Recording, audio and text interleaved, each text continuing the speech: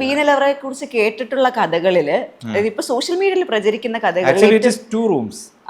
രണ്ട് മുറിയാണ്. ഓ ആദ്യത്തെ മുറി ഇപ്പം തുറന്നിട്ടുണ്ട്. ആ ആ രണ്ടാമത്തെ ഇത് തുറക്കാൻ പോയപ്പോഴാണ് അവിടുത്തെ വാതിലിൻ്റെ ഒരു ഭാഗം കാലി വീഴുകയും മുറിയൊക്കെ പിന്നെ അങ്ങനെ അങ്ങ് വേണ്ടാന്ന് വെച്ചു. ആണല്ലേ. ഈ ഇത് തുറക്കുന്നതോടെ തലസ്ഥാനം വെള്ളത്തിൽ മുങ്ങിപ്പോകാൻ ചാൻസ് ഉണ്ട് എന്നൊരു ഇത് കേട്ടിരുന്നു.